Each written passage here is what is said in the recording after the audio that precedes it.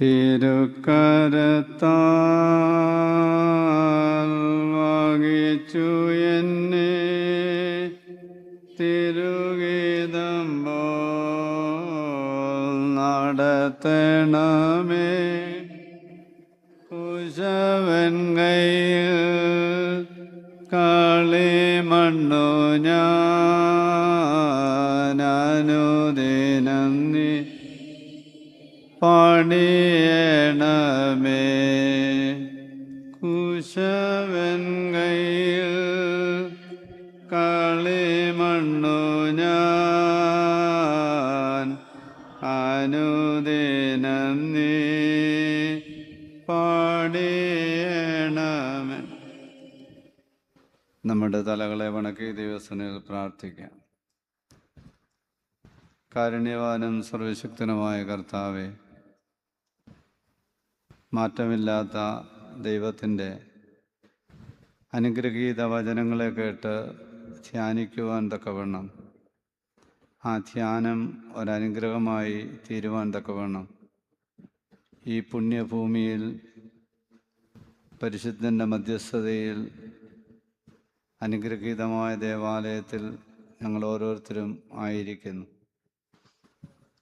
ഞാനൊരു കാലവും നിങ്ങളെ അനാഥരായി വിടുകയില്ല എന്ന് വലിയ വാഗ്ദാനം ഞങ്ങൾക്ക് നൽകിയ കർത്താവെ, അവിടുത്തെ കൃപയിൽ കരുണയിൽ ഞങ്ങൾ ആശ്രയിക്കുന്നു. ഞങ്ങളുടെ ഹൃദയങ്ങളെ നിൻ്റെ മുമ്പിൽ പകരുന്നു. ഞങ്ങളുടെ മനസ്സിൻ്റെ വ്യാപാരങ്ങളെ അവിടുത്തെ കരുണയ്ക്കായി സമർപ്പിക്കുന്നു.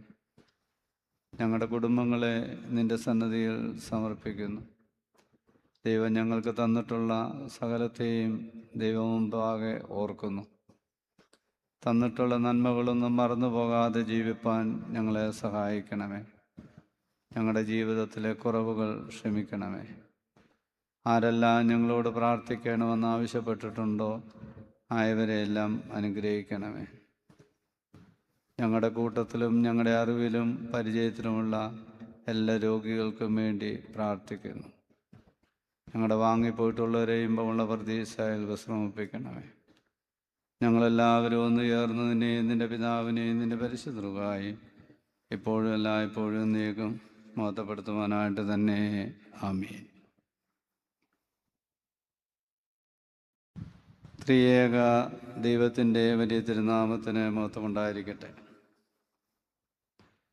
ഈ പരുമല സെമിനാരിയുടെ മാനേജർ ആയിരിക്കുന്ന ബഹുമാനപ്പെട്ട എൽദോ അച്ഛൻ, മാത്തുക്കുട്ടി അച്ഛൻ,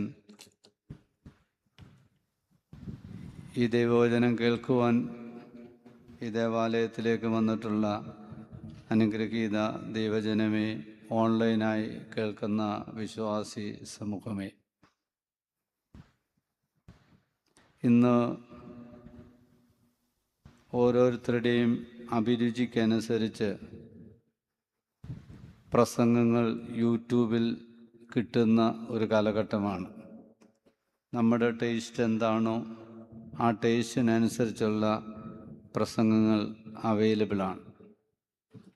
എന്നിട്ടും ഈ പരിശുദ്ധമായ ദേവാലയത്തിനകത്ത് ഇത്രയും ആളുകൾ വരുന്നത് ഇതിനകത്തൊരു ദൈവീകമായ കൃപ, ഉൽപ്പത്തി പുസ്തകത്തിൻ്റെ ആദ്യ ഭാഗത്ത് വായിക്കുന്നത് പോലെ, വെള്ളത്തിന്മീതെ പരിവർത്തിച്ച ദൈവത്തിൻ്റെ പരിശുദ്ധാത്മാവെന്ന് വിശേഷിപ്പിക്കുന്ന പോലെ, ഈ ദേവാലയത്തിനകത്ത് നിരന്തരമായ യാമപ്രാർത്ഥനകളുടെ, വിശുദ്ധ ആരാധനയുടെ, അനേകരുടെ കണ്ണുനീരിൻ്റെ ഒരാത്മീക അന്തരീക്ഷം നിലനിൽക്കുന്നത് കൊണ്ട് ഇതിനകത്തിരിക്കുമ്പോൾ കേൾക്കുന്ന വചനത്തേക്കാൾ കൂടുതൽ ഒരാത്മ പ്രവർത്തനം നമ്മുടെ ഹൃദയങ്ങളിൽ ദൈവവുമായി നടക്കുന്നുണ്ട്.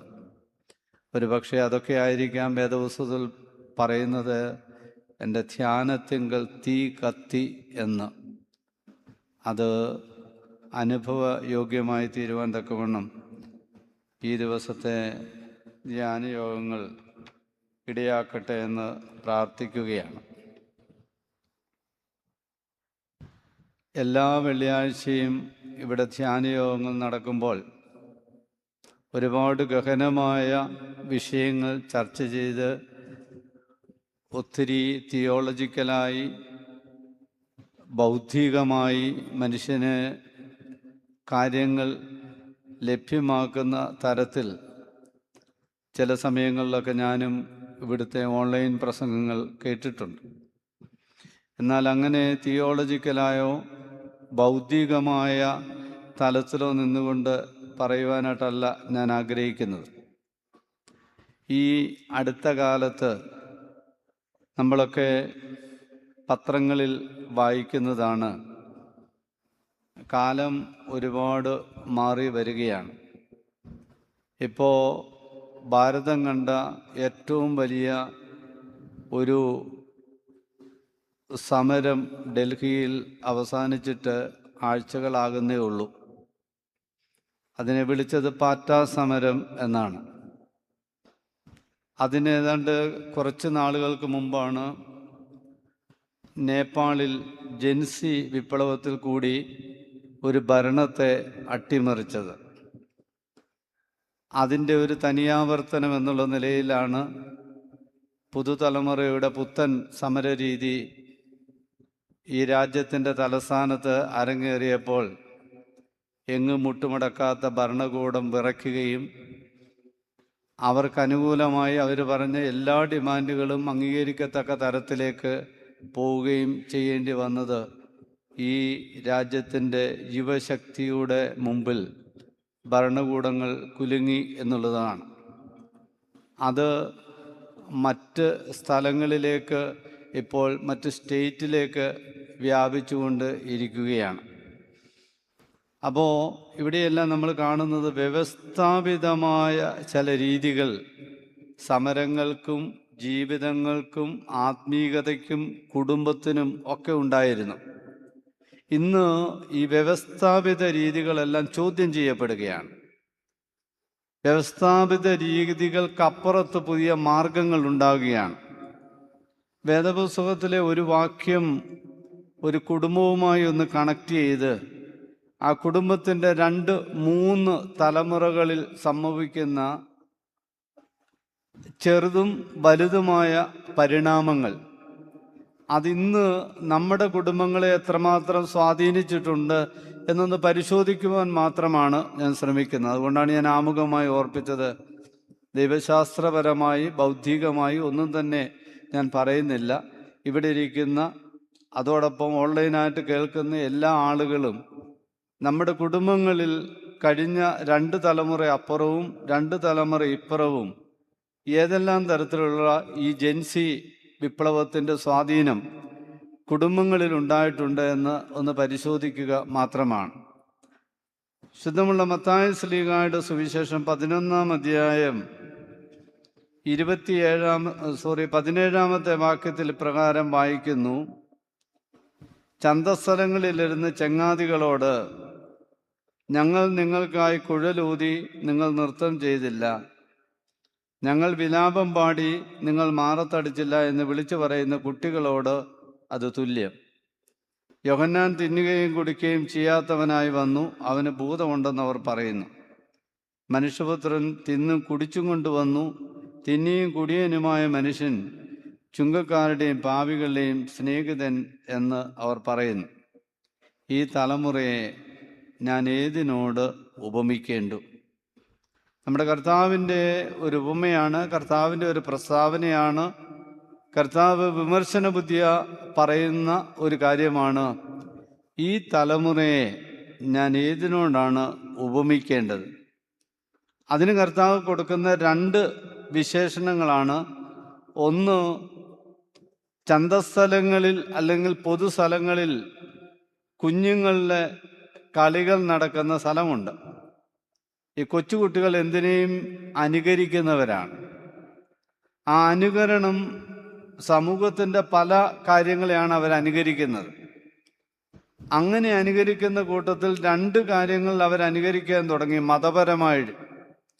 അതിലൊന്നാണ് വിവാഹവും 2 മരണവും. അപ്പോൾ വിവാഹമെന്ന് പറയുന്നത് ഏതാണ്ട് ഒരാഴ്ചയിലധികം നീണ്ടു നിൽക്കുന്ന വലിയ ആഘോഷമാണ്. ആ ആഘോഷത്തിൻ്റെ അവസാന ഘട്ടത്തിലാണ് മണവാളൻ ആഘോഷമായി മണവാട്ടിയുടെ വീട്ടിലേക്ക് എഴുന്നള്ളുന്നത്. അങ്ങനെ ആഴ്ചകൾ നീണ്ടു നിൽക്കുന്ന വിവാഹ ആഘോഷത്തിൻ്റെ സമയത്താണ് കാനാവിൽ വീഞ്ഞ് തീർന്നുപോയി എന്നുള്ള ദുഃഖകരമായൊരു കാര്യം സംഭവിക്കുകയും അവിടെ ദൈവമാതാവ് ഇടപെടുകയും ഒക്കെ ചെയ്യുന്നത്.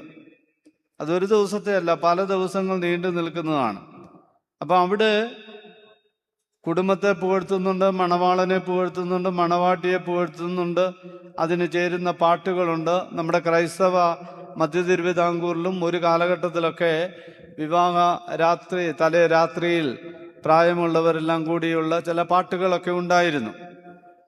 അപ്പം ഇത് കുഞ്ഞുങ്ങൾക്ക് ചില ഇഷ്ടമുള്ള വിനോദമായിട്ട് മാറിയിട്ടുണ്ട്. അതേപോലെ തന്നെ മരണത്തോടനുബന്ധിച്ചുള്ള നിലവിളികളും ഒക്കെ ഈ കുട്ടികൾ ജീവിതത്തിൽ അഡോപ്റ്റ് ചെയ്യാനായിട്ട് തുടങ്ങി. അത് അവരവരുടെ കുട്ടിക്കളികളുടെ ഭാഗമായി, അവരുടെ ടൈം പാസിൻ്റെ ഭാഗമായി അത് വിനോദമാക്കി അവർ മാറ്റി. അപ്പം ഈ റിയലായിട്ട് നടക്കുന്ന വിവാഹത്തിൻ്റെയും മരണത്തിൻ്റെയും കാര്യങ്ങൾ അവരുടെ ഭാഗത്തേക്ക് ഇമിറ്റേറ്റ് ചെയ്യാൻ തുടങ്ങിയപ്പോൾ ഇതിനോട് നിസ്സഹായത പ്രകടിപ്പിക്കുന്ന അവരുടെ സുഹൃത്തുക്കളെ നോക്കിക്കൊണ്ട് അവരുടെ ലീഡർ പറയുന്നതാണ്, ഞങ്ങൾ നിങ്ങൾക്ക് വേണ്ടി വിലാപം പാടിയപ്പോൾ നിങ്ങൾ മാറത്തടിച്ചില്ല, ഞങ്ങൾ നിങ്ങൾക്ക് വേണ്ടി കുഴലൂതിയപ്പോൾ നിങ്ങൾ അതിൽ സന്തോഷിച്ചതുമില്ല. അപ്പം ഈ ഒന്നിനെയും സ്വീകരിക്കാതെ നിൽക്കുന്ന ഒരു സമൂഹത്തെ നോക്കി ഇതിൻ്റെ ടീം ലീഡർ പറയുന്നതാണ്.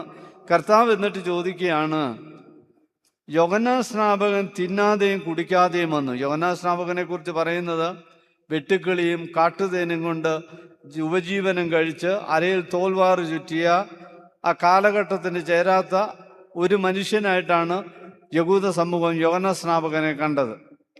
കർത്താവ് മനുഷ്യൻ്റെ വീടുകളിൽ പോവുകയും മനുഷ്യരുടെ വേദനകളോട് ചേരുകയും അവരുടെ വീടുകളിൽ നിന്ന് ഭക്ഷണം കഴിക്കുകയും ചെയ്തു വന്നപ്പോൾ ഈ മതസമൂഹം പറഞ്ഞു, അവൻ ചുങ്കക്കാരുടെയും പാപികളുടെയും സ്നേഹിതനാണ്. അപ്പം യോഹന്നാൻ സ്നാപകനെയും സ്വീകരിക്കാൻ പറ്റുന്നില്ല, യേശുവിനെയും സ്വീകരിക്കുവാൻ പറ്റുന്നില്ല. രണ്ടിനെയും വിമർശിക്കുന്നവരെ നോക്കിക്കൊണ്ടാണ് കർത്താവ് ചോദിക്കുന്നത്, ഈ തലമുറയെ ഞാൻ ഏതിനോടാണ് ഉപമിക്കേണ്ടത്?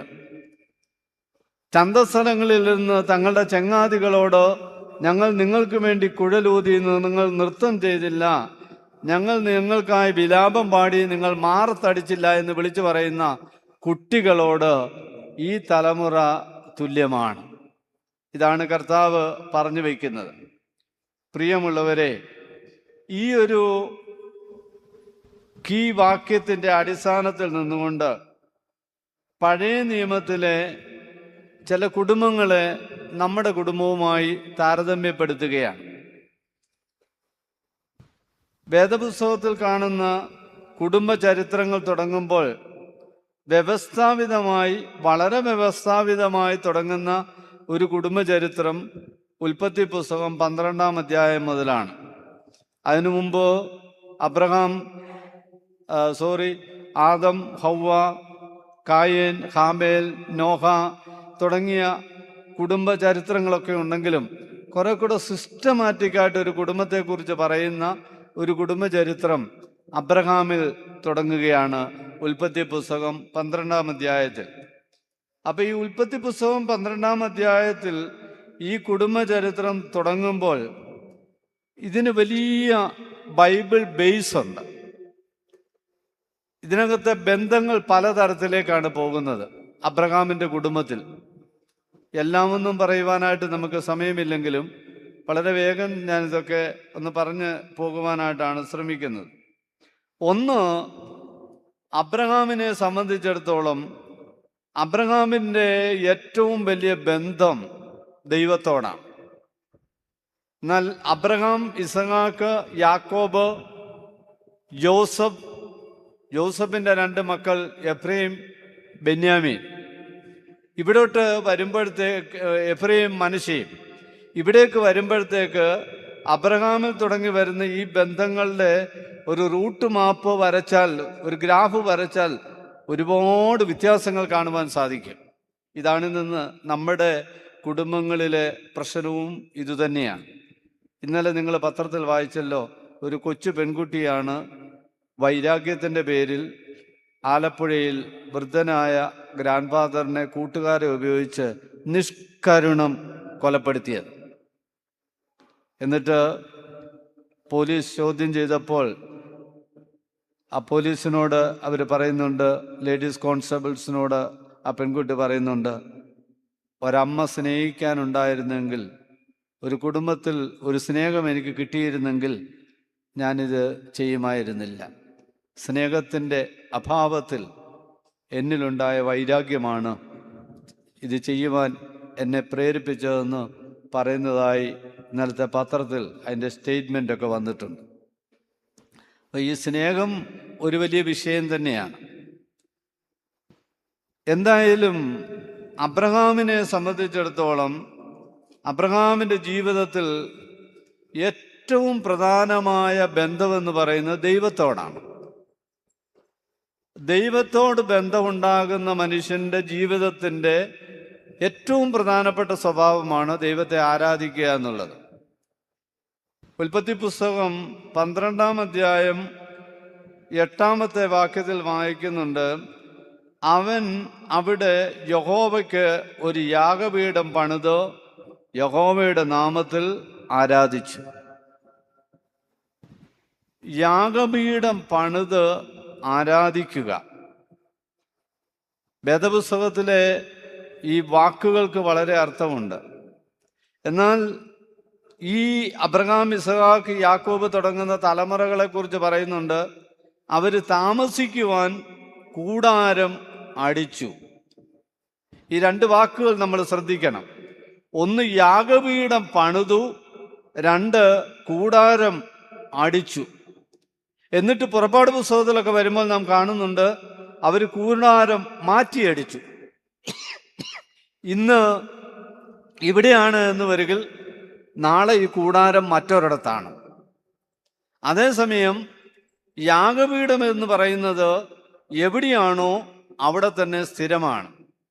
ഈ ദേവാലയത്തിലിരിക്കുന്ന പല ആളുകളും ഈ പരുമലപ്പള്ളി അവരുടെ ചെറുപ്പകാലം മുതൽ, ഈ പള്ളി അല്ലെങ്കിലും ഇതിൻ്റെ പഴയ പള്ളിയാണെങ്കിലും അതിൻ്റെ ബലിപീഠം ഇവിടെ നിൽപ്പുണ്ട്.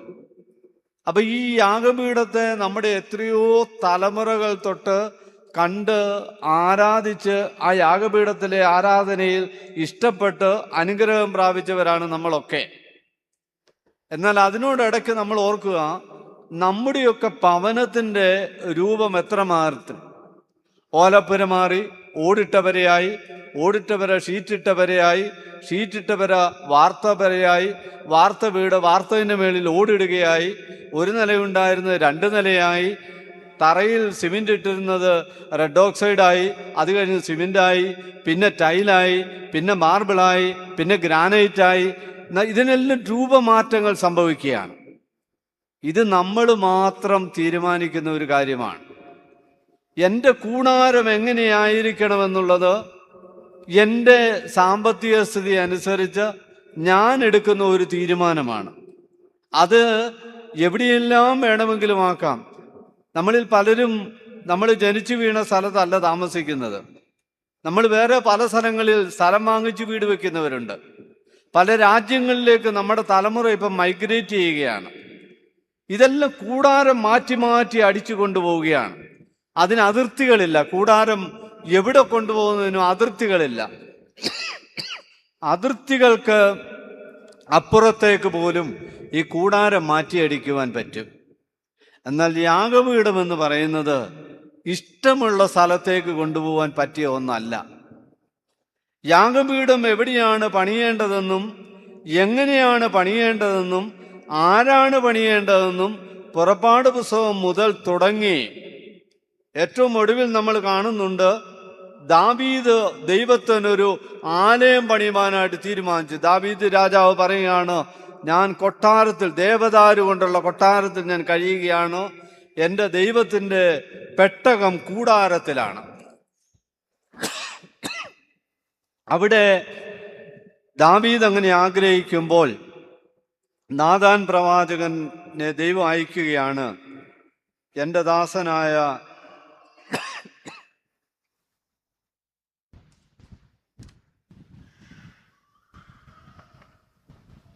എൻ്റെ ദാസനായ ദാവീദിനോട് നീ പറയണം, നീ എനിക്കൊരു ആലയം പണിയരുത്. നിന്റെ കൈ രക്തക്കറ ഉള്ളതാണ്. ധാരാളം യുദ്ധങ്ങൾ നടന്ന് അനേകം മരണങ്ങൾക്ക് നേതൃത്വം നൽകിയ രക്തക്കറയുള്ള കൈകൊണ്ട് ആലയം പണിയരുത്.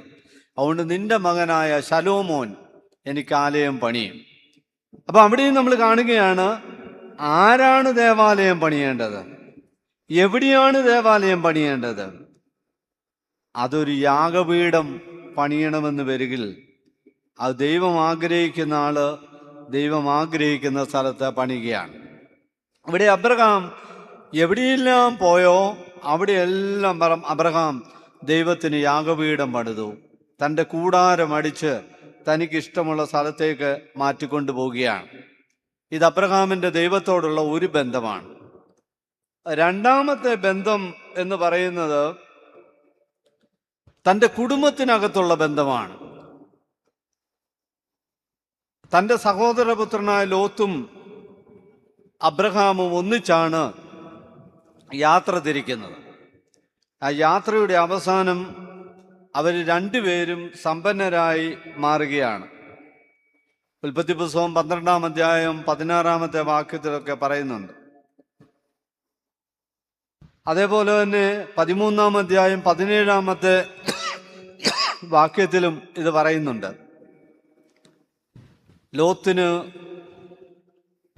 ലോത്തിന്റെ ബാല്യക്കാർക്ക്, അബ്രഹാമിന്റെ ബാല്യക്കാർക്ക് ദൈവം ഒരുപാട് അനുഗ്രഹങ്ങൾ നൽകി.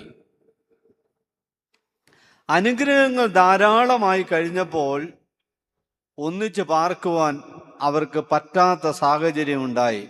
വേദപുസ്തകം പറയുന്നത് ദേശത്തിന് അവരെ വഹിച്ചുകൂടാഞ്ഞു. ഇത് ആധുനിക ലോകത്തിൻ്റെ ഒരു പ്രശ്നമാണ്. സമ്പത്ത് ഒരു പരിധി കൂടുതലായി കഴിയുമ്പോൾ നമുക്ക് ചിലതിനോടൊക്കെ ഒരു ബഹുമാനക്കുറവ് തോന്നും. ചിലർക്ക് അവരവരുടെ പേരിനോട് തോന്നും, അവരുടെ കുടുംബത്തോട് തോന്നും, മാതാപിതാക്കളോട് തോന്നും. പലതിനോടും നമ്മുടെ സാമ്പത്തിക വളർച്ച അനുസരിച്ച് മറ്റൊന്നും നമ്മുടെ സ്റ്റാറ്റസ് മെയിൻറ്റെയിൻ ചെയ്യാൻ പറ്റുന്നതല്ല എന്നൊരു തോന്നൽ പലർക്കും ഉണ്ടാകുന്ന, പ്രത്യേകിച്ച് പുതിയ തലമുറയിൽ ഏറ്റവും കൂടുതലായി ഉണ്ടാകുന്ന ഒരു കാര്യമാണ്. ഇവിടെ ലോത്തിന്റെ ബാല്യക്കാർക്കും അബ്രഹാമിന്റെ ബാല്യക്കാർക്കും ഒന്നിച്ച് പാർക്കാൻ പറ്റാത്തവണ്ണം ദേശത്തിന് അവരെ സഹിക്കാൻ പറ്റാത്ത ഒരു സാഹചര്യം ഉണ്ടായി. അബ്രഹാം ലോത്തിനോട് പറയുകയാണ്, നീ ഇടത്തോട്ടെങ്കിൽ ഞാൻ വലത്തോട്ട്, ഞാൻ വലത്തോട്ടെങ്കിൽ നീ ഇടത്തോട്ട്. എന്തായാലും ഇതുവരെ നാം ഒന്നിച്ചാണ് യാത്ര ചെയ്തത്. ഈ സമ്പത്ത് കൂടിയത് കൊണ്ട് മാത്രം ഒന്നിച്ച് യാത്ര ചെയ്യാൻ പറ്റാത്ത ഒരവസ്ഥയിലേക്ക് കുടുംബങ്ങളൊക്കെ ഇന്ന് എത്തുകയാണ്. വളരെ വേഗം എത്തിക്കൊണ്ടിരിക്കുകയാണ്. അവിടെയാണ് നമ്മൾ പണ്ടൊക്കെ നമ്മുടെ നാട്ടിൻപുറത്തെ കുടുംബങ്ങൾ ഒക്കെ വീടുകൾ അടുത്തടുത്ത്, പ്രത്യേകിച്ച് ഞാൻ മാവേലിക്കര സുവിശേഷാലയവുമായി ബന്ധപ്പെട്ട്, മിഷൻ ട്രെയിനിങ് സെൻ്ററുമായിട്ട് ബന്ധപ്പെട്ട് അഭിനന്ദ ഒസ്താദ്യോസ് തിരുമേനിയുടെ കീഴിലുള്ള സ്ഥാപനങ്ങളുടെ നെൽപ്പിരിവെന്ന് പറയുന്ന ഒരു കളക്ഷന് വേണ്ടി ഈ പടിഞ്ഞാറൻ ഏരിയയിലെ ഭവനങ്ങളൊക്കെ കയറി ഇറങ്ങിയിട്ടുള്ളതാണ്. അപ്പോൾ ഒരു വീട്ടിൽ കയറി കഴിഞ്ഞാൽ ഒരു 10-15 വീടെങ്കിലും അവർ ഒറ്റ കുടുംബത്തിൻ്റെയാണ്. കുടുംബനാഥൻ്റെ പേര് മാത്രം ചേട്ടൻ്റെയോ അനിയൻ്റെയോ മാത്രം മാറ്റി എഴുതിയാൽ മതി. ബാക്കിയെല്ലാം ഒറ്റ വീടാണ്, അടുത്തടുത്തടുത്തടുത്ത് താമസിക്കുകയാണ്. ഇന്ന് നമ്മൾ നോക്കിയാൽ അറിയാം, ഇടകലർന്നാണ് വീടുകൾ. കാരണം നമുക്ക് ഏറ്റവും അടുത്ത കുടുംബാംഗങ്ങളുടെ അടുത്ത് വീട് വയ്ക്കുന്നതിനേക്കാൾ നമുക്കിഷ്ടം നമ്മളെ അത്ര പരിചയമില്ലാത്ത ആളുകളുടെ അടുത്ത് പോയി താമസിക്കുന്നതാണ്. അതുകൊണ്ട് നമ്മൾ ദൂരേക്ക് പോവുകയാണ്. നമ്മൾ കണ്ണെത്താ ദൂരത്ത്, നോട്ടമെത്താത്ത ദൂരത്ത് ഒക്കെ പോയി താമസിക്കുമ്പോൾ നമുക്കവിടെ ഒരു സുഖം കിട്ടുന്നതായിട്ടൊക്കെ നമുക്ക് തോന്നുന്നുണ്ട്. ചിലരൊക്കെ തിരിച്ചു വരുന്നുണ്ട്, ഒരു ഐഡൻറ്റിറ്റി നഷ്ടപ്പെട്ടു പോയി എന്നുള്ളത് കൊണ്ട്. ഇതിൻ്റെ പ്രധാന കാരണം നമുക്ക് ദൈവം അനുഗ്രഹം നൽകിയപ്പോൾ ആ അനുഗ്രഹത്തിൻ്റെ ഒരു പടി മാത്രം നാം കണ്ടു, ബാക്കി എല്ലാത്തിനെയും നമ്മൾ മറന്ന് പോവുകയാണ്. അങ്ങനെ ലോത്തും അബ്രഹാമും രണ്ട് വഴിക്ക് പിരിഞ്ഞു. ലോത്ത് നീരോട്ടമുള്ള പ്രദേശങ്ങൾ തിരഞ്ഞെടുത്തു. അബ്രഹാമിന് ലോത്തിന് വേണ്ടാത്ത എല്ലാ സ്ഥലവും അബ്രഹാമിന് കിട്ടി. ലോത്ത് സോദോം വരെ കൂടാരം മാറ്റി അടിച്ചു. അബ്രഹാം തനിക്ക് കിട്ടിയ സ്ഥലത്ത് ദൈവാരാധന കഴിച്ചു. പിന്നീട് അടുത്ത പടി ലോത്തിൻ്റെ ജീവിതത്തിലെ പ്രശ്നമാണ്. നിരവധിയായ പ്രശ്നങ്ങൾ അവിടെ അബ്രഹാം ഇടപെടുന്നതായിട്ടാണ് നമ്മൾ കാണുന്നത്. വീണ്ടും നമ്മൾ അബ്രഹാമിൻ്റെ അടുത്ത ഒരു ജീവിതത്തിലോട്ട് പോയാൽ അവരുടെ കുടുംബജീവിതമാണ്. അബ്രഹാമും സാറയും തമ്മിലുള്ള ബന്ധം വളരെ ദൃഢമായ ബന്ധമാണ്. ഒരു സ്ഥലത്തല്ല, പല സ്ഥലങ്ങളിൽ. അബ്രഹാമിനെ സാറ വിളിക്കുന്ന യജമാനനെ എന്നാണ്. ഇന്ന് നമ്മൾ ഭാര്യ ഭർത്താവിനെയും ഭർത്താവ് ഭാര്യയും വിളിക്കുന്ന പേരുകൾ നമ്മുടെയൊക്കെ ഗ്രാൻഡ് ഫാദേഴ്സിൻ്റെ കാലത്ത്, നമ്മുടെ മാതാപിതാക്കന്മാരുടെ കാലത്ത്, നമ്മുടെ കാലത്ത്, ഇപ്പം നമ്മുടെ മക്കളുടെ കാലത്ത് ആ വിളിയുടെ സ്റ്റൈല് നോക്കിയാൽ അറിയാം ഏതെല്ലാം തരത്തിലുള്ള പരിവർത്തനങ്ങൾ ആ വിളിയിൽ ഉണ്ടായിട്ടുണ്ട് എന്നുള്ളത്. വിളിയിലുള്ള പരിവർത്തനം മാത്രമല്ല, അത് ടോട്ടലി ജീവിതത്തിൽ ഉണ്ടായ പരിവർത്തനം കൂടിയാണ്. ഇവിടെ അബ്രഹാമിനെ യജമാനനെ എന്ന് വിളിക്കുന്ന സാറ അബ്രഹാം എന്താണോ പറയുന്നത് ആ പറയുന്നത് അതേപടി അനുസരിക്കുകയുമാണ്. അതുകൊണ്ടാണ് ഉൽപ്പത്തി പുസ്തകം 12-ാം അധ്യായം 16-ാമത്തെ വാക്യത്തിൽ പറയുന്നത്, അവളുടെ നിമിത്തം നന്മ ചെയ്ത് അബ്രഹാം പറയുന്നതെല്ലാം അവൾ അനുസരിച്ചു. ഫറവോ രാജാവ് സാറയെ കൊണ്ടുപോകുമ്പോൾ അബ്രഹാം പറഞ്ഞു, നീ ആരാണെന്ന് ചോദിച്ചാൽ എന്ത് പറയണം എന്നൊരു മറുപടി അബ്രഹാം കൊടുത്തിരുന്നു. അങ്ങനെ എന്താണോ അബ്രഹാം പറഞ്ഞിട്ടുള്ളത് അത് മുഴുവൻ അനുസരിക്കുന്ന നിശബ്ദയായ ദൈവഭക്തിയായ ഒരു സ്ത്രീയായിട്ടാണ് അവിടെ സാറയെ കാണുന്നത്. അപ്പം ഞാൻ ഓർപ്പിച്ചത്, അബ്രഹാമിന് ദൈവത്തോടൊരു ബന്ധം, അബ്രഹാമിന് സഹോദരനോടൊരു ബന്ധം, അബ്രഹാമിന് തൻ്റെ ഭാര്യയോടൊരു ബന്ധം, അബ്രഹാമിന് വളരെ വാർദ്ധക്യമായി കിട്ടിയ ഒരു മകനാണ് ഇസഹാക്ക്. ആ ഇസഹാക്കിനോടുള്ള ഒരു ബന്ധം അബ്രഹാം തെളിയിപ്പിക്കുന്നത് ദൈവത്തോടുള്ള ബന്ധത്തിലാണ്. അതുകൊണ്ടാണ് ദൈവം ആ ബാലനെ യാഗം കഴിക്കണമെന്ന് പറയുമ്പോൾ അബ്രഹാമിന് മടിയൊന്നുമില്ല. ഭാര്യ അതിന് തടസ്സം പറയുമോ എന്നുള്ളത് കൊണ്ട് ഭാര്യയോട് അനുവാദം ചോദിക്കുന്നില്ല, മകനോട് അനുവാദം ചോദിക്കുന്നില്ല. ദൈവമാണ് പറഞ്ഞതെന്ന് വരികിൽ ഇസഹാക്ക് പോലും ചോദിക്കുന്നുണ്ട്, അപ്പം ആ തീയുമുണ്ട്, വിറകുമുണ്ട്, യാഗത്തിനുള്ള മൃഗം എവിടെയെന്ന് ചോദിക്കുമ്പോൾ ദൈവം കരുതുമെന്ന് ഒറ്റ വാക്ക് പറഞ്ഞ് ഈ മകനെയും കണ്ടാണ് അബ്രഹാം യാത്ര പോകുന്നത്. അപ്പം നമ്മൾ ഓർത്തു നോക്കണം, ബന്ധങ്ങൾ എവിടെയെല്ലാമാണ് കിടക്കുന്നത്. ഭാര്യയുമായുള്ള ബന്ധം, സഹോദരനുമായിട്ടുള്ള ബന്ധം, ദൈവവുമായിട്ടുള്ള ബന്ധം, ദൈവവും മകനുമായിട്ടുള്ള ബന്ധം. ഇതാണ് ഈ വ്യവസ്ഥാപിത കുടുംബ ചരിത്രത്തിലെ ആദ്യത്തെ ഒരു കുടുംബത്തിൻ്റെ കഥ എന്ന് പറയുന്നത് ഇവിടെയാണ്. രണ്ടാമത് ഇവരിൽ നിന്ന് അടുത്ത തലമുറയിലേക്ക് മാറുകയാണ് ഇസഹാക്ക്. ഈ കുടുംബത്തിലേക്ക് വരുമ്പോൾ നാം കാണുന്നത് മാറ്റങ്ങൾ ഒരുപാട് ഉണ്ടാവുകയാണ്.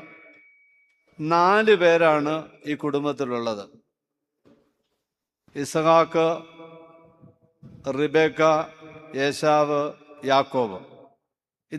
ഇന്നത്തെ നമ്മുടെ കുടുംബങ്ങളിലുള്ള രീതി തന്നെയാണ്. അപ്പനും അമ്മയും 2 ആൺമക്കളും, അല്ലെങ്കിൽ അപ്പനും അമ്മയും ഒരു മോനും ഒരു മോളും, 4 പേര്. നമ്മുടെ കുടുംബ ചരിത്രത്തിൻ്റെ വേറൊരു ഡിറ്റോ ആണ്. ഈ 4 പേരുള്ള കുടുംബത്തിൽ 2 ഗ്രൂപ്പാണ്. അമ്മയും ഇളയ മകനും ഒരു ഗ്രൂപ്പിലാണ്, അപ്പനും മൂത്ത മകനും ഒരു ഗ്രൂപ്പാണ്. അതിന് അവരുടെ സ്വഭാവത്തിൽ ചില വ്യത്യാസമുണ്ട്.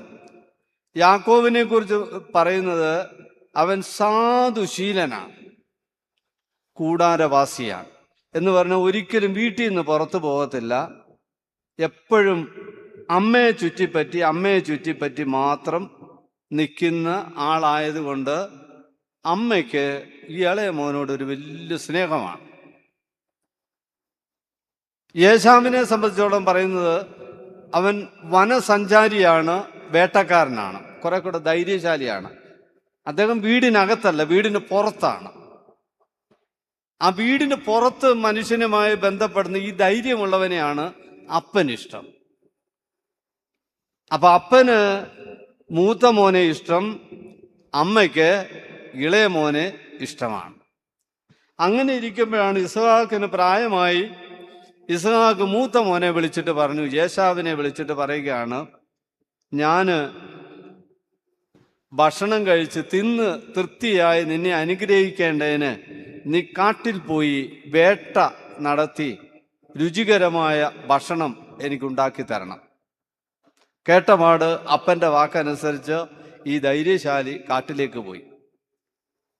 അമ്മ ഇത് കേട്ടിട്ട് ഇളയ മോനെ വിളിച്ചിട്ട് പറയുകയാണ്, നിന്റെ അപ്പൻ ഇങ്ങനെ പറഞ്ഞിട്ടുണ്ട്, പക്ഷെ അവൻ വരുന്നതിന് മുമ്പ് ഈ അനുഗ്രഹം നീ കൈവശപ്പെടുത്തണം. ഇളയമോൻ പറഞ്ഞ അത് അല്പം പ്രയാസമുള്ളതാണ്. യാക്കോബ് പറയുന്നുണ്ട്, കാരണം ചേട്ടൻ്റെ ശരീരമെല്ലാം രോമാവൃതമായ ശരീരമാണ്. അപ്പോൾ അപ്പൻ എങ്ങനെയെങ്കിലും തപ്പി നോക്കിയിട്ട് ഇത് കണ്ടുപിടിച്ച് പോയെങ്കിൽ അനുഗ്രഹത്തിന് വരെ ശാപമാകും. ഈ അമ്മ പറയുകയാണ്, നീ അതിലൊന്നും പ്രയാസപ്പെടേണ്ട, അതിനുള്ള വഴിയൊക്കെ എൻ്റെ കയ്യിലുണ്ട്.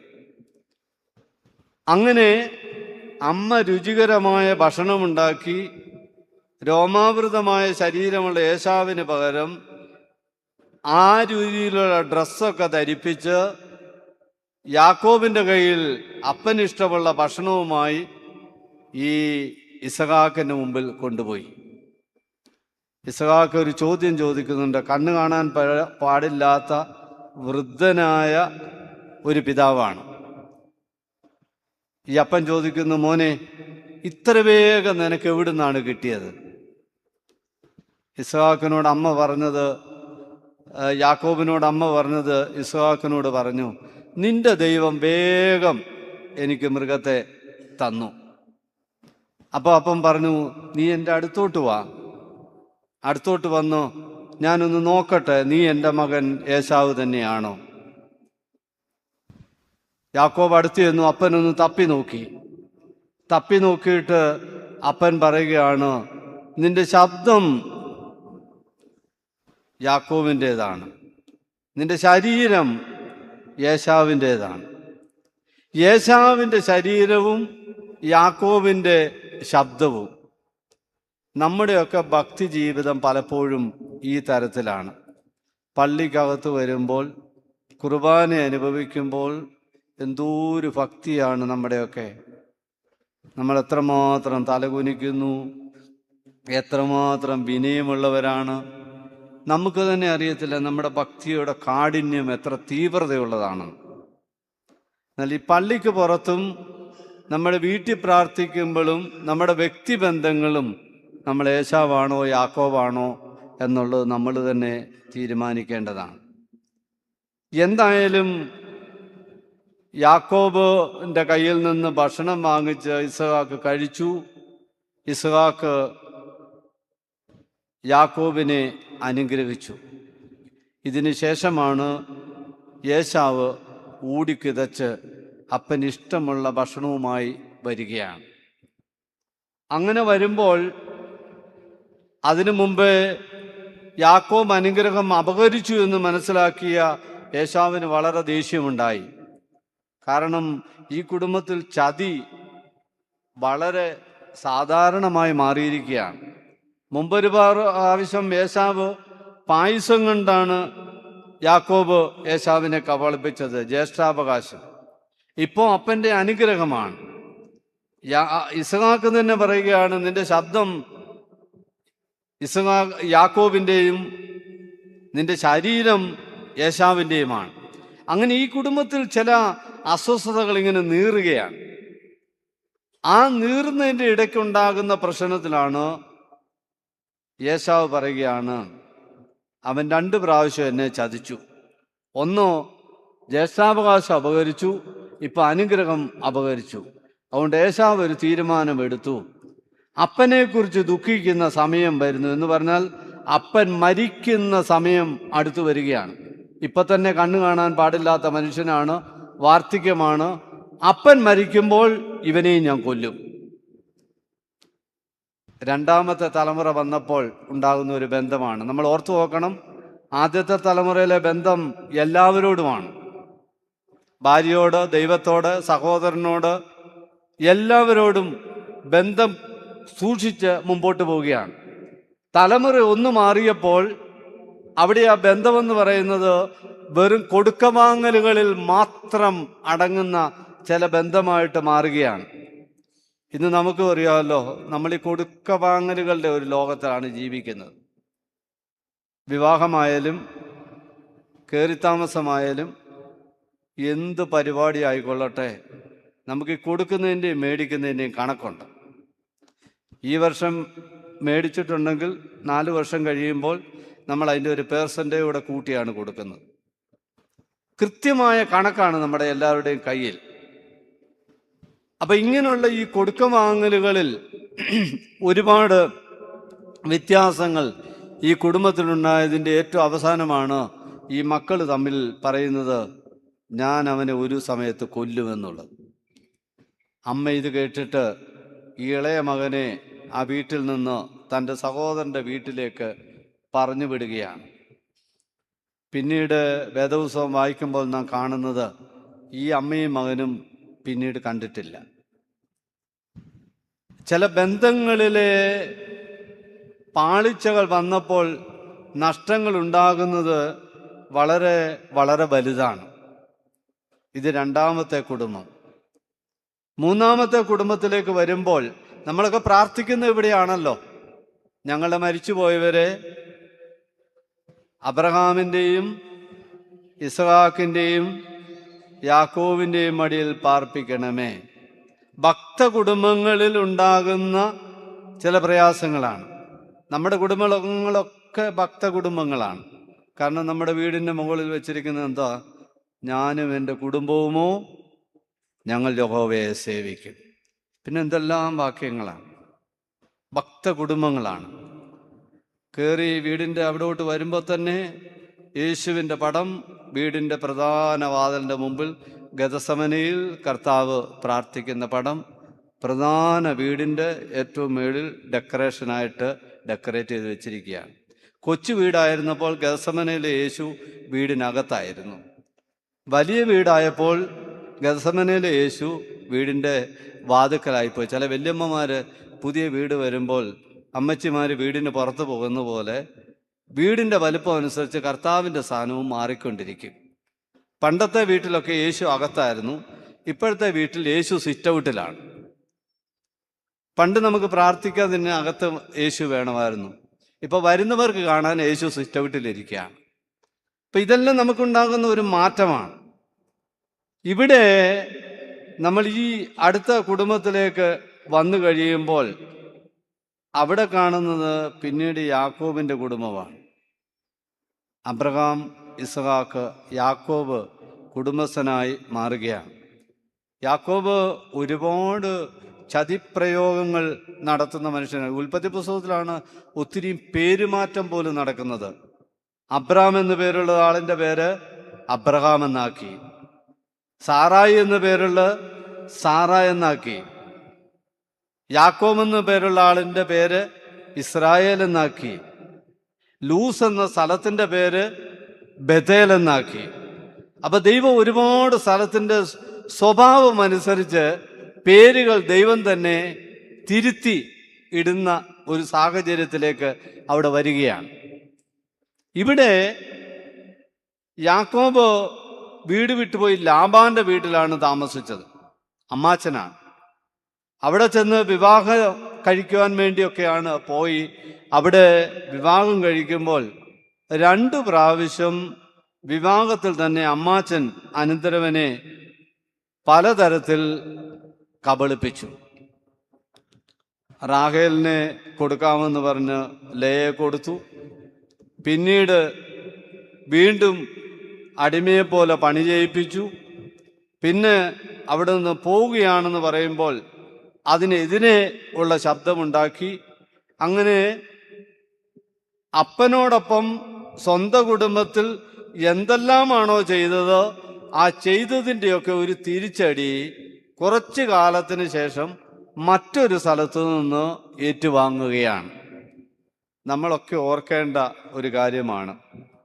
വേദപുസ്തകം പല ഭാഗത്തും പറയുന്നതാണ്, ഈ ചില കാര്യങ്ങൾ തലമുറയ്ക്ക് അപ്പുറം ചെന്നാലും തലമുറ ചിലതിനൊക്കെ കണക്ക് പറയേണ്ടി വരും എന്നുള്ള ഒരു ദുഃഖകരമായ കാര്യമുണ്ട്. ഇവിടെ അടുത്ത തലമുറയിലേക്ക് പോകുന്ന യാക്കോബിന് സർവത്ര പ്രശ്നങ്ങളാണ്. തൻ്റെ മക്കളെല്ലാം കൂടെ യോജിച്ചു പോകുന്നത് വളരെ ദുരിതമായി മാറുകയാണ്. കാരണം യാക്കോബിൻ്റെ സ്നേഹം തൻ്റെ മക്കളിൽ ബെന്യാമീനോടും യൗസേപ്പിനോടുമാണ്.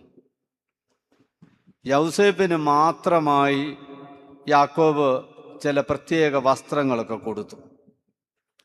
ബാക്കി എല്ലാവരും ഈ ഒരാളിനെതിരായിട്ട് അങ്ങ് മാറുകയാണ്. അങ്ങനെ നിൽക്കുമ്പോഴാണ് വെളുംപ്രദേശത്ത് ആടിനെ തീറ്റുവാൻ പോയിരിക്കുന്ന സഹോദരങ്ങളെ തിരക്കുവാൻ തക്കോണം യൗസേപ്പിനെ ഈ അപ്പൻ പറഞ്ഞു വിടുമ്പോൾ, യാക്കോബ് പറഞ്ഞു വിടുമ്പോൾ അവർ പറയുന്നത് ഇവനെ നമുക്ക് കൊന്നുകളയാം.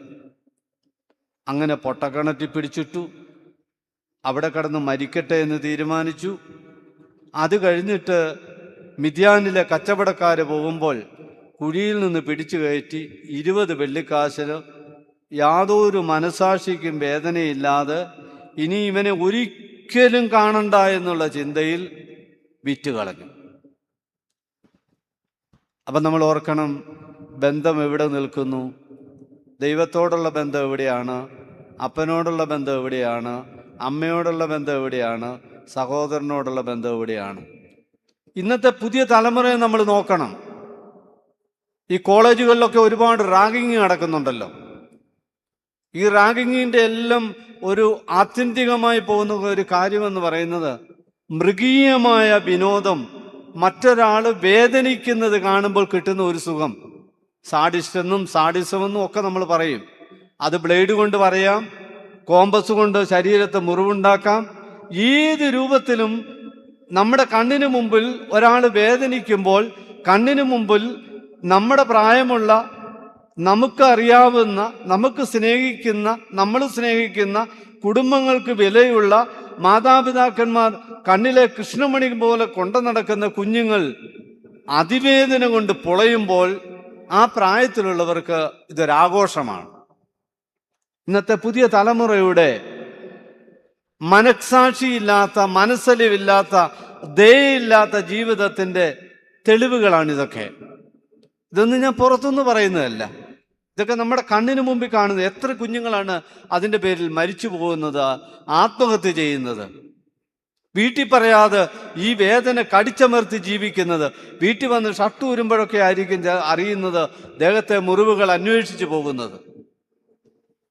ഈ തരത്തിലുള്ള ക്രൂരമായ വിനോദം സഹജീവികളെ വേദനിപ്പിച്ചു കൊണ്ടുപോകുന്ന ഒരു ജീവിതത്തിൻ്റെ ഒരു തലമുറയിലാണ് നമ്മൾ ഇന്ന് ജീവിക്കുന്നത്.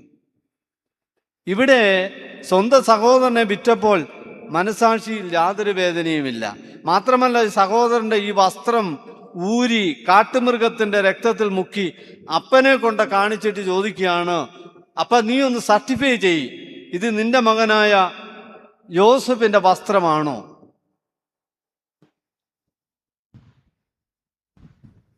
ഈ അപ്പൻ കുറേ വർഷങ്ങൾക്ക് മുമ്പ് കണ്ണു കാണാൻ പാടില്ലാത്ത അപ്പൻ്റെ മുമ്പിൽ നിന്നത് ഇങ്ങനെയാണ്, ഞാൻ നിന്റെ മകനായ യേശാവാണെന്ന് പറഞ്ഞിട്ടാണ് മറ്റൊരു അപ്പൻ്റെ മുമ്പിൽ ഈ മകൻ നിന്നത്. ഇന്ന് അതിൻ്റെ അടുത്ത ഡിഗ്രിയിലാണ് തൻ്റെ മക്കൾ ഈ അപ്പൻ്റെ മുമ്പിൽ നിൽക്കുകയാണ്. നീ ഒന്ന് നോക്ക്, ഇത് നിന്റെ മകനായ യോസഫിന്റെ വസ്ത്രമാണോ എന്ന് നോക്കി സർട്ടിഫൈ ചെയ്യുവാൻ ഈ മക്കളാണ് നിൽക്കുന്നത്. അപ്പൊ അപ്പനെ വഞ്ചിക്കുന്നതിൽ മനസാക്ഷിയില്ല, സഹോദരനെ വിറ്റതിൽ മനസാക്ഷിയില്ല, മകനെ കാണാതെ അമ്മ വിഷമിക്കുമെന്നുള്ളതിൽ വേദനയില്ല. ഇതിൻ്റെ എല്ലാം മുകളിൽ ഈ ഭക്തകുടുംബത്തിൽ ഒരു ദൈവമുണ്ടെന്നുള്ള ചിന്തയില്ല. ബന്ധങ്ങൾ മൂന്നാമത്തെ തലമുറയിലേക്ക് വരുമ്പോൾ അതിൻ്റെ മറ്റൊരു അവസ്ഥയിലെത്തുകയാണ്. ഇതും കഴിഞ്ഞ് നമ്മൾ ഒന്നുകൂടെ പോകുമ്പോൾ, വളരെ വേഗം ഞാൻ പറഞ്ഞു പോവുകയാണ്, ഞാൻ തുടക്കത്തിലേ പറഞ്ഞല്ലോ, അടുത്ത തലമുറ യോസേപ്പിൻ്റെതാണ്. യോസേപ്പ് സഹോദരങ്ങൾ വിറ്റു എന്ന് വരികിലും യോസേപ്പ് മിദ്യാനിൽ പോവുകയും അവിടുന്ന് ഫറവോന്റെ കൊട്ടാരത്തിലെത്തുകയും അവിടെ വലിയ ആളായി മാറുകയും ഒക്കെ ചെയ്ത് ഈ അപ്പനെയും സഹോദരങ്ങളെയും ഒക്കെ എല്ലാ വൈരാഗ്യവും മറന്ന് യോസഫ് ഫറവോന്റെ കൊട്ടാരത്തിലെത്തിച്ച് ഫറവോന്റെ അനുവാദത്തോട് യോസേപ്പ് പറഞ്ഞ സ്ഥലത്ത് ഈ കുടുംബത്തെ യോസഫ് പോറ്റി സംരക്ഷിക്കുകയാണ്. ഈ പോറ്റി സംരക്ഷിക്കുമ്പോൾ അപ്പൻ്റെ ജീവിതകാലം അവസാനമടുക്കുകയാണ്. നമ്മൾ ഉൽപ്പത്തി പുസ്തകത്തിൻ്റെ അവസാന ഭാഗത്തേക്ക് വരുമ്പോൾ നമ്മൾ കാണുന്ന ഒരു വാക്യം അവിടെയാണ്. അനന്തരം യൗസേപ്പിന് നിന്റെ അപ്പൻ ദീനമായി കിടക്കുന്നു എന്ന വർത്തമാനം വന്നു. യൗസേപ്പിൻ്റെ തൊട്ടടുത്താണ് അപ്പൻ. അതിനു മുമ്പ് അവരുടെ സ്വന്തം നാട്ടിൽ ജീവിക്കുകയാണ്. അവിടുന്ന് അപ്പനെ സ്വന്തം യൗസേപ്പ് ജീവിക്കുന്നിടത്ത് കൊണ്ടുവന്നിരിക്കുകയാണ്. പക്ഷേ ഇവിടെ യൗസേപ്പിൻ്റെ ഔദ്യോഗികമായ തിരക്കുകൾക്കിടയിൽ ഈ അപ്പനെ വേണ്ടതുപോലെ ശ്രദ്ധിക്കുവാൻ സമയം കിട്ടാതിരിക്കുമ്പോഴാണ് ഒരു മെസ്സേജ് വരുന്നത്, നിന്റെ അപ്പൻ ദീനമാണ്, കൂടുതലാണ്. അവിടെയാണ് യൗസേപ്പ് തൻ്റെ ഔദ്യോഗിക കൃത്യ നിർവഹണത്തിനിടയിൽ വളരെ വേഗം തൻ്റെ 2 മക്കളെയും, എഫ്രയീം മനശ്ശെ എന്ന് പറയുന്ന 2 മക്കളെയും കൂട്ടി അപ്പൻ്റെ അടുത്ത് ചെല്ലുകയാണ്. അവിടെ ചെല്ലുമ്പോൾ ഈ അപ്പൻ ഒരു ചോദ്യം ചോദിക്കുകയാണ്. യാക്കോബ് എന്ന് പറയുന്ന അപ്പൻ യൗസേപ്പിൻ്റെ മക്കളെ കണ്ടിട്ട് ഈ അപ്പൻ ചോദിക്കുകയാണ്, ഇത് ആരുടെ മക്കളാണ്? തലമുറ ഒത്തിരിയൊന്നും പോയില്ല.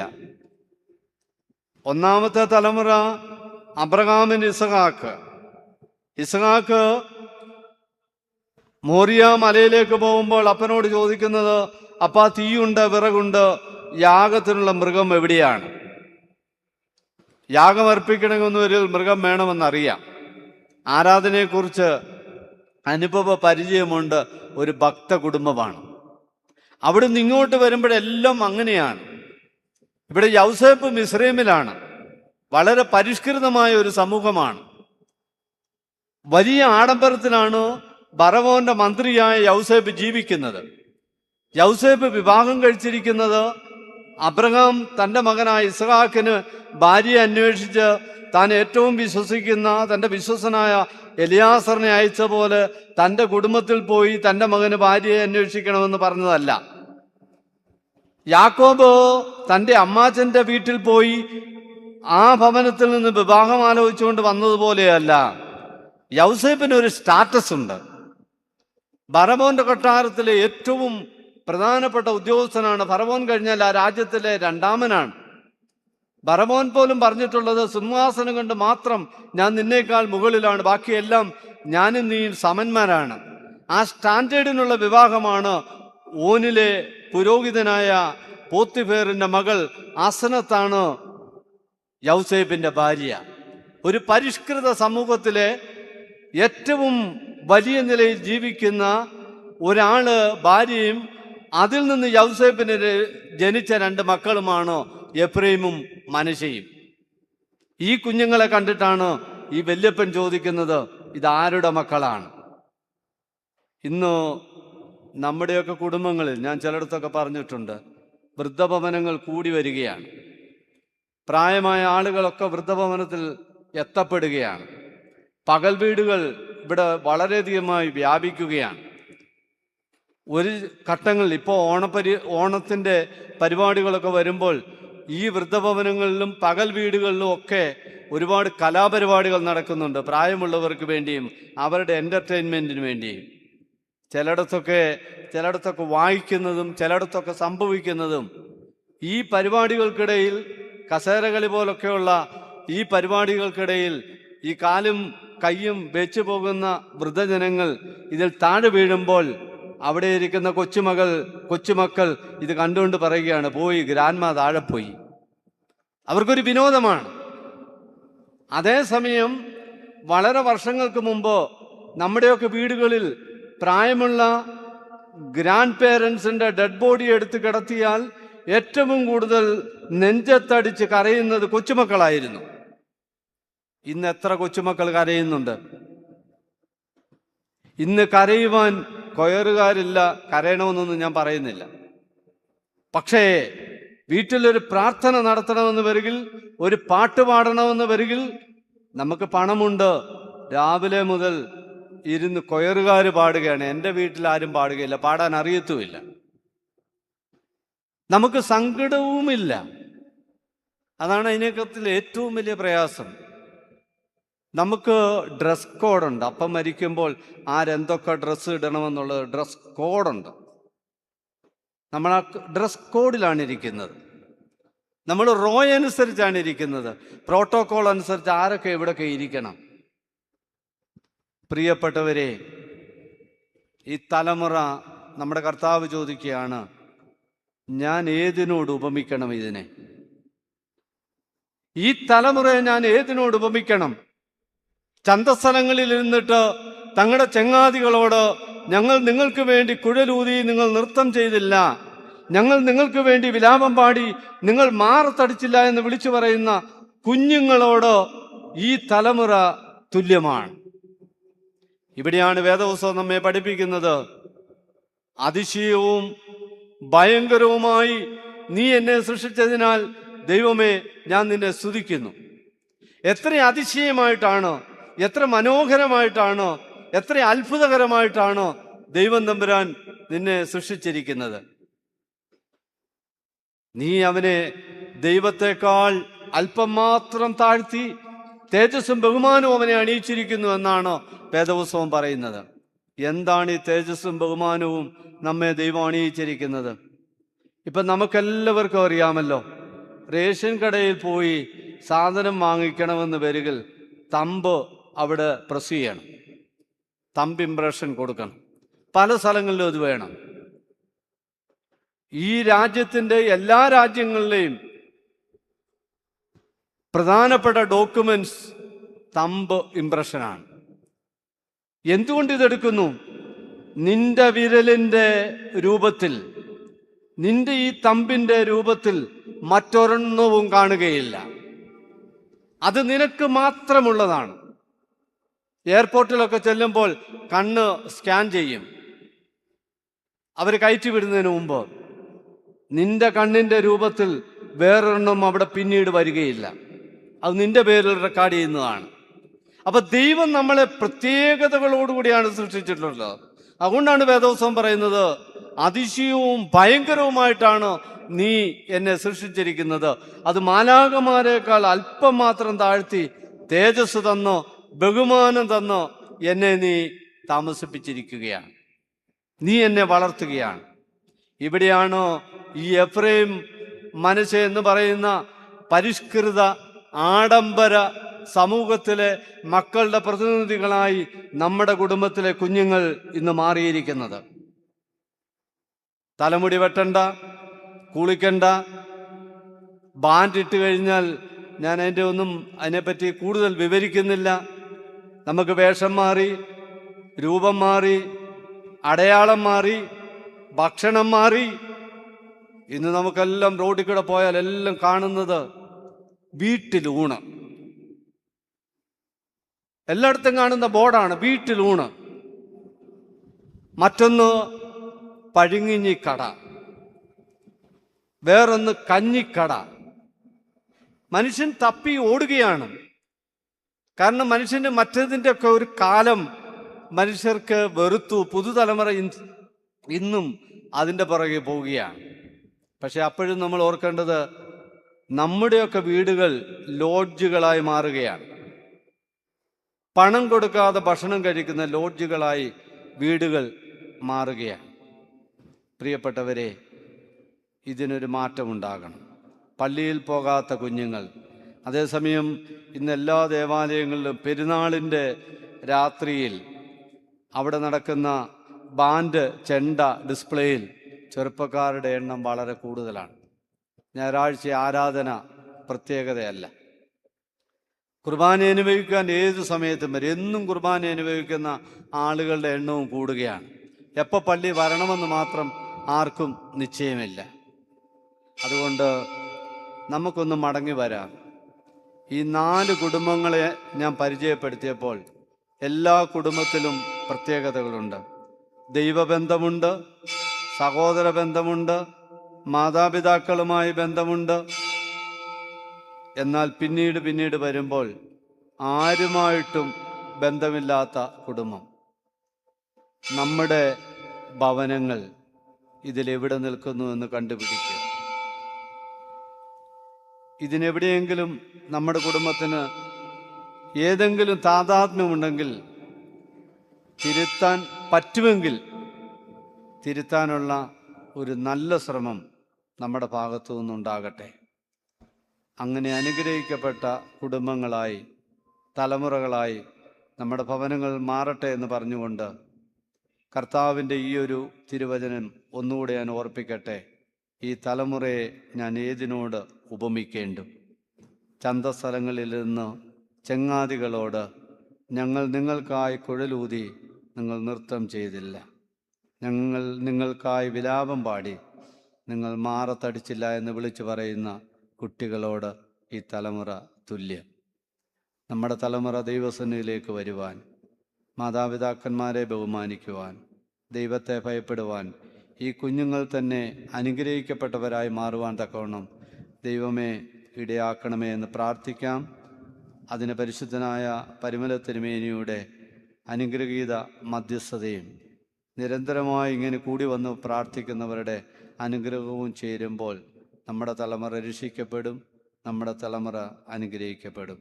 അങ്ങനെ സമാധാനമുള്ള കുടുംബത്തിൻ്റെ മാതാപിതാക്കളായി ജീവിക്കുവാൻ ദൈവം തമ്പുരാൻ നമ്മേവരെയും സഹായിക്കുമാറാകട്ടെ.